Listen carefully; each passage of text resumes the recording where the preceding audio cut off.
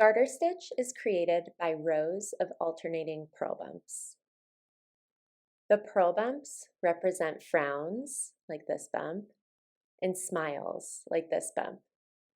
So here's another frown, and here's a smile.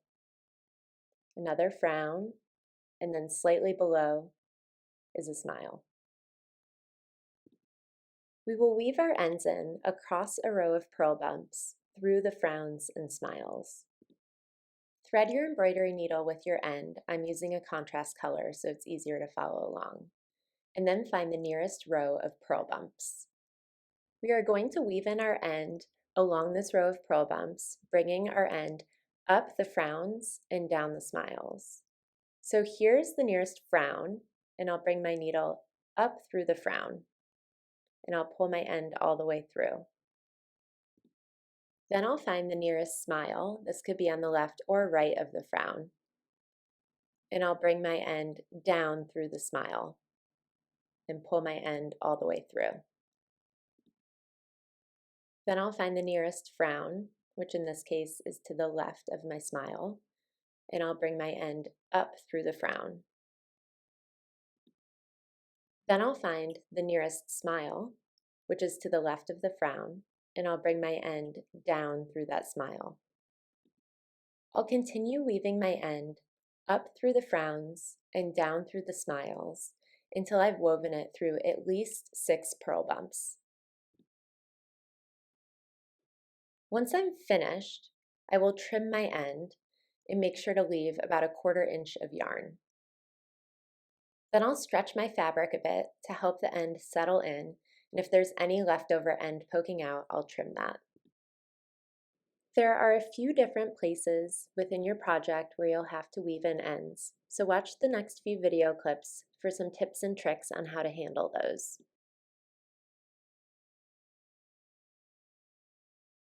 Here is my knot from adding a new ball of yarn in the middle of a row.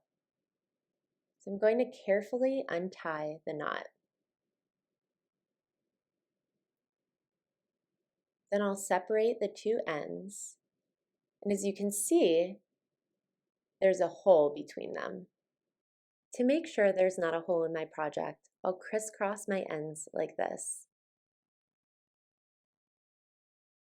Then I'll weave this end through the purl bumps going towards the right, and this end through the purl bumps going towards the left. Reference this portion of the video if you knit the first stitch of every row. So you would reference this for the chunky scarf kit, and you also might reference this for the baby blanket kit if you did not slip the first stitch of every row purl-wise. Your project should have 2 corners with ends that need to be woven in, which are from when you began and ended your project. If you knit the first stitch of every row, your edge will have bumps like this. So here's the end at the corner that needs to be woven in, and I'm going to find the nearest row of purl bumps to weave it into.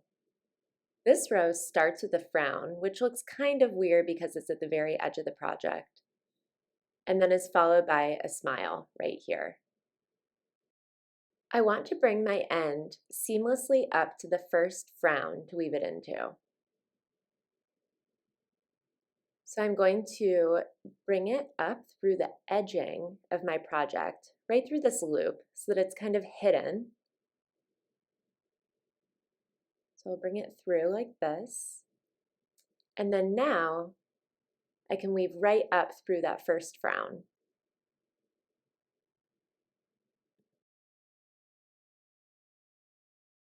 Then I'll bring my end down through the smile that's directly to the left, and I'll continue weaving it through the purl bumps until I've gone through about 6, and then I'll trim my end.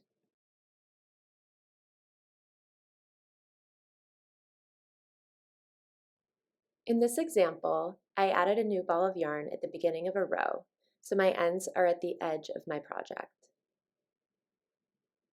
For this example, I knit the first stitch of every row, so my edging has bumps like this. And my 2 ends are here at the edge. So I'll begin by untying this knot carefully.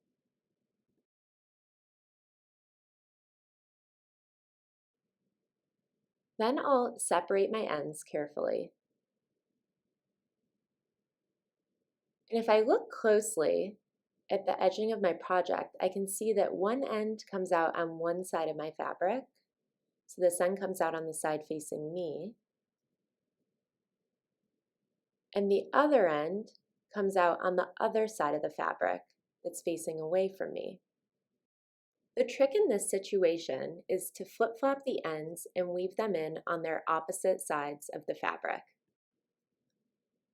So I'll start with the end that's coming out on the side of the fabric facing me. So this end. And I'll bring it around the edging of my project to the other side of the fabric, like this. And then I'll find the nearest row of purl bumps, so this row right here, and I'll weave it in through those purl bumps. Then I'll take the end that's coming out on this side of the fabric that's facing away from me, and I'll bring it around the edge to the side of the fabric that's facing me. And I'll find the nearest row of purl bumps and weave that end in through those bumps. Reference this portion of the video if you slipped the first stitch of every row purl-wise. So you would reference this for the baby blanket kit. Your project should have two corners with ends that need to be woven in, which are from when you began and ended your project. My project has this beautiful edging that was created by slipping the first stitch of every row purl-wise. So I need to weave in this end at the corner of the project, and I'll find the nearest row of purl bumps to weave it in through. This row of purl bumps starts with a frown right here and is followed by a smile right here. I want to get my end seamlessly up to that first frown so that I can start weaving it in. So I'm going to bring my end through this little piece of edging on the side, which will bring it right up to the first frown. So now that my end is right next to the frown, I'll bring the end up through the frown.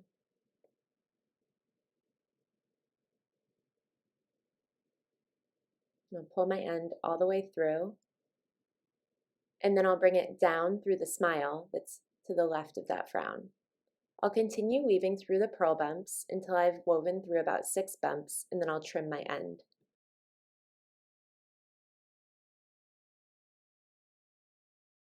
In this example, I added a ball of yarn at the beginning of the row, so my ends are along the edge of my project. My project has this beautiful edging because I slipped the first stitch of every row purl-wise. So here are my ends, and I'm going to carefully undo the knot. Then I'll kind of separate the ends like this. And if I look carefully at the edging of my project, it's clear that the ends naturally come out to one side of the fabric. In this case, they're coming out towards the side of the fabric that's facing me. So I'm going to weave in those ends on the side of the fabric facing me. I'll weave this end through the nearest row of purl bumps. So here's the nearest row, and then I'll weave the other end through the next nearest row of purl bumps. So here's the nearest row for that end.